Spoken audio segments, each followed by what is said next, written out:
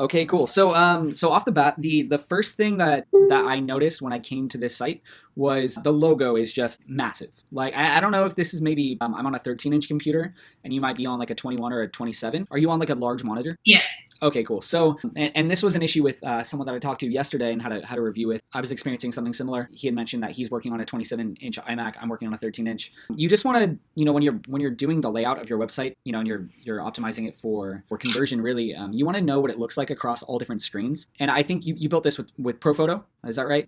With ProPhoto on a 27 inch. So yeah. Yeah, so I would think about just seeing if they have like a dynamic scaling option of some sort.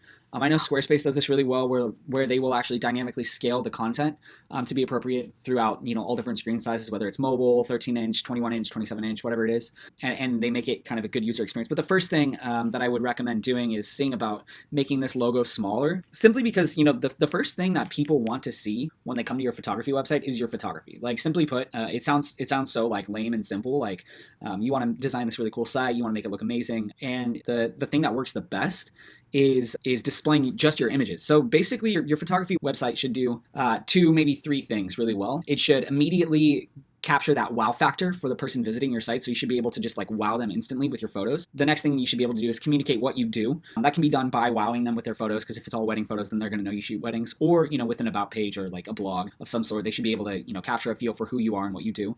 And then finally, and this is the most important thing, they should be able to start a conversation with you very easily. Coming here as a potential consumer or a consumer of your photography, I don't care about the logo. I want to see the work. So the faster that I can get to your work and see your work, the better. I would completely redo the homepage. Not that it's like super bad or anything. I mean, I can tell you put thought into this and you really wanted it to look nice. I would just make it image centric. So really either have a grid of images like displayed here, just like a standard sort of grid with, large interchangeable images.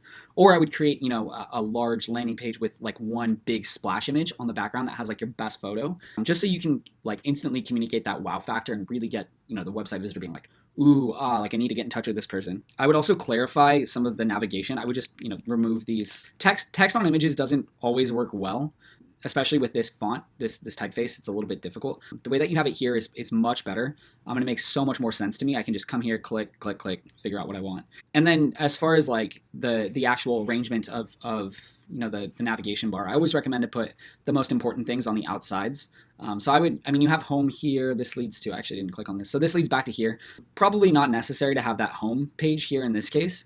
I would make your landing page more like this, and then have the gallery down below, and then have the navigation up here. And I would just move galleries over to here, and then contact is in a good spot. Basically, like I said, you want to have the most important bits of information on your website.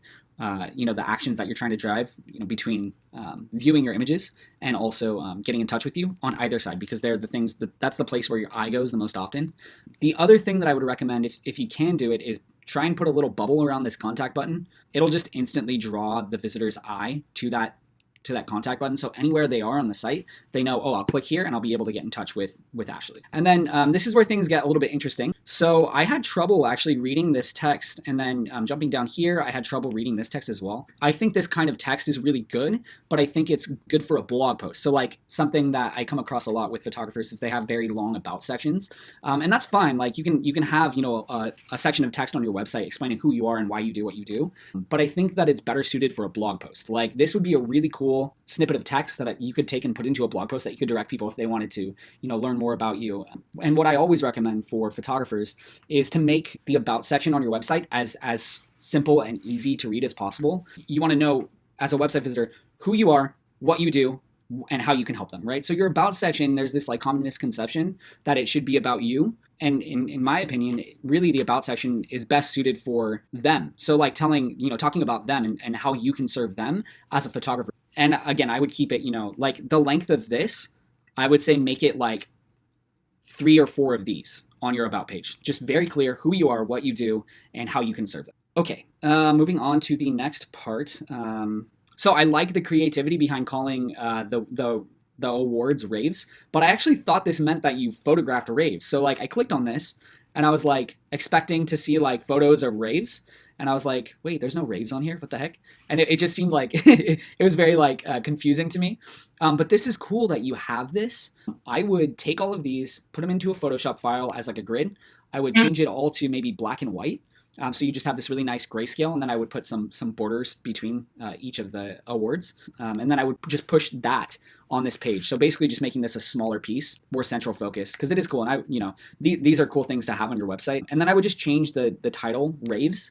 I would change this to awards or reviews because it's just clear. Although this is nice and creative to call it raves, I think it was kind of confusing to me as a potential client. The next thing, I would use a more legible font throughout the site. So I like this font.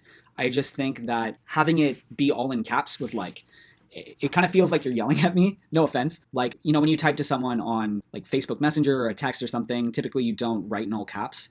So the first thing I would do here is I would change all of this text to just a regular case. It makes it easier to read, and it just creates an easier conversational tone in the website visitor's mind.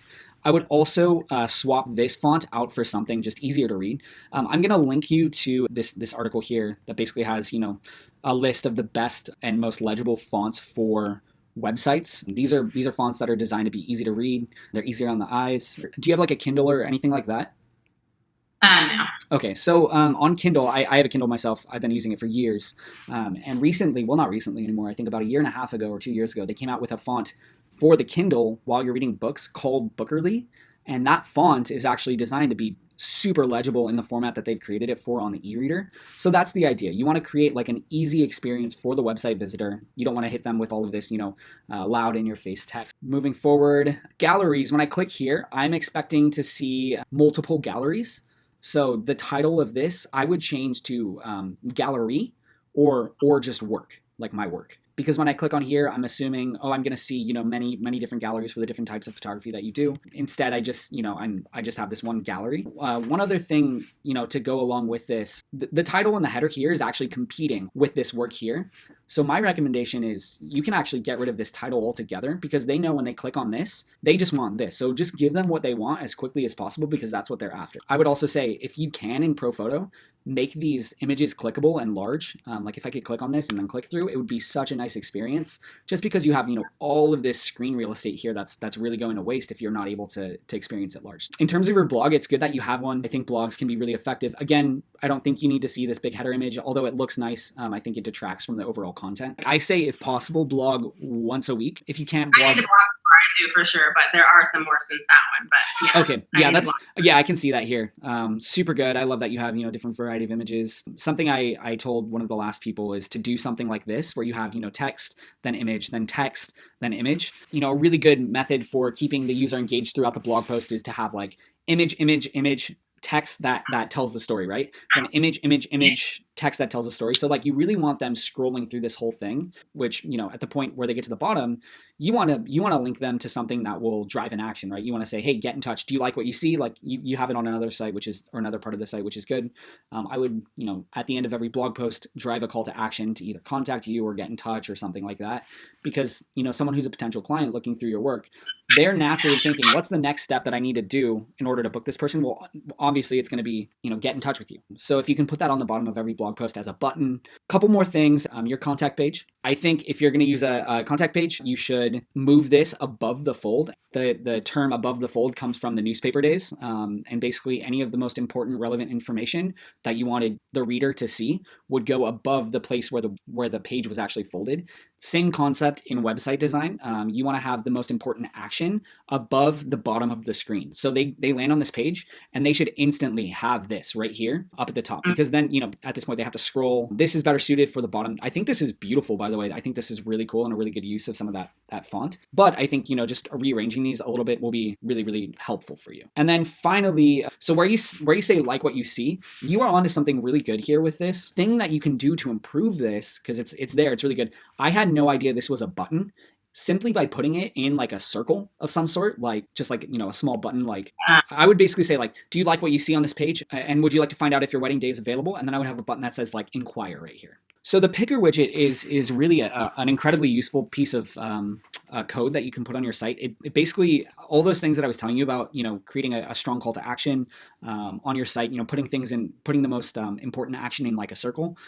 That is something you can do with Picr. So basically, the Picr widget just is an embeddable chat widget on your site. And like I was saying, a website visitor goes through the experience of being wowed by your photos, knowing that they can trust you, and then getting in touch with you. And if you can make that experience as seamless as possible, your bookings should increase through your website like dramatically. Law.